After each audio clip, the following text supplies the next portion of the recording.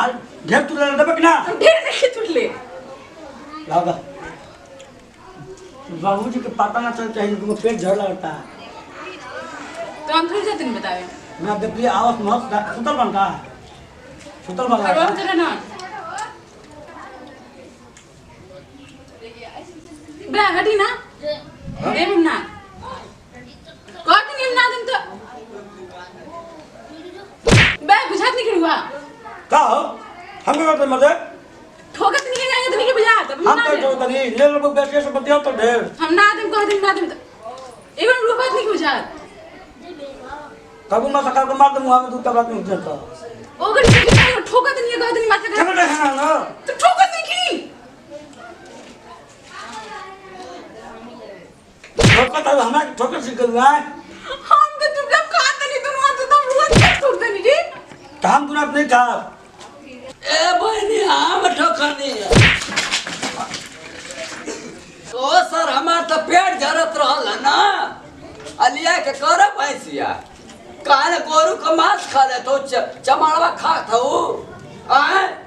हम अपने बदे में कैले रहनी रे रे तहारे के कल पानी चढ़ा के लाइल में जिलेबी खेले बाद पेट झड़ लगा तो एक बार कल जोता के मकई खिया दी और पेट झड़ लगो ना मिली ना मकई ना मिली कल ए मानू डॉक्टर कौन हल्का भोजन करो के बाद ले जाए के लाल सियाई मरवा दे उनका डॉक्टरी स्विच ऑफ हो जाए तुरंत पेट खराब हो जाए राहुल ए भाई हम अगब तू ना फेंक सकेलू तो आर पेट खराब ना हो तो हम अगब तो तई से फेंक ही देबो तो आर अथवा करिया हो जाए खत्म हो गई बात फेंकला के लिखे बाबूजी बराबर दा ला दे रे दा दवा रोकी ना पहले बाबू से बतियाई कर तू मत खा तारा के सांझी का दिन मरसट का भात बनोले बनी मरसट का भात बना दियो और चोखा अरे समझिए फेंक दो ये का फेंक देनी है ए भाई हमारा जिंदगी बहुत खुलियात है तार मैं तो बताओ हम अपने खातिर मकई मारनी है और तू मत मकई छटे के फैम पर राहुल पेट खराब हो जाए तो फिर पानी चढ़वाए के पड़ी अब ऐसा मत खात हो गचर गचर हम फड़फड़ा थे बचर बचर अरे तुम्हारे खातिर में कहते हैं कि हल्का भोजन करबो तो हम इतना प्यार से के भेजनी है मार पीट के मोटर के खात हो खेत बेच देबा दवाई करावी कह दे रे भैया हां जब भी हमरा के शराबी लोग ने रहुआ अकेला हम जो न किया ला जे मैं किनारे छोड़ क्या भैया कैसन आदमी बानी किया सब एला जा बाबू सांझी के साग मरसट का भात गीला सुना ना मरसट का गीला भात हां भैया सुना तू खाली 2 मिनट खड़ा रहिया भैया 2 मिनट ओकरे बाद हम आवत है जोश बना के घबराइया मत कहां गई ने हां कह के क्या कर रहे हो हट तुम हमरा के दी अकल दी हट ना तनकी से हाथ नहीं सुधर नहीं है तनकी से दी ना हट ना सॉरी लुको जी वाली बात दी ना और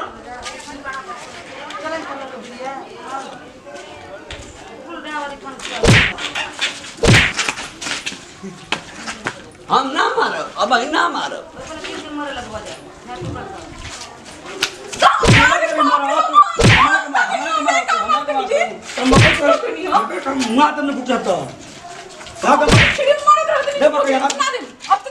हम अपने खातिर ले जानी हो आप तो बिल्कुल ना दे अब ले दे खाली हम मत किसी ना मथा ही देते नहीं ना दे ना दे ए बाबू का दे छी आई देखी फूल मार पगला भी लगा हो भाई का कर दे पूरा माटी माटी हो गई सनक की बड़ा हम सर्कल है हम तो मिर्गी आवतिया हम जब बाबू तो मैं क्या आती कहने आई है तो बैठी वीडियो को तो खटिया पर वीडियो खटिया बन रहला चले भुट्टा ना खाए तो अपना करे जाके तो मेरी क्या वाला नहीं का जिलेबी ना खाए मत हट ये बात है मेरी वाला तो चप्पल सुना गला हाई कहती मिल गया चप्पल भाई देखा पतो हमारे जांगा पर बैठा देगा वाला जो नरी का जूस जूस में भुट्टा के जूस भाई बैठे बा हां तू अरे जा अल्लाह सलाम घर के पी को इज्जत के नाश कर देलू की हमें क्या करो हो रा हम क्या करो गबड़ा मत अच्छा लगी का कह रे अरे तो बाबूजी हमने काम मार दी अरे हो के छोड़ा नहीं है सुना तो का भुट्टा खियाई भुट्टा क्या होता है चला आवा खैबो भुट्टा तो हमरा के खैबो भुट्टा हमारा कहिए ऊ ए मत को भैंसिया ये बाबूजी तो करे दे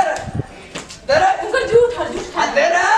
झूठ है बुआ दे रे झूठ का कर पूछो खा ले दे और मत लो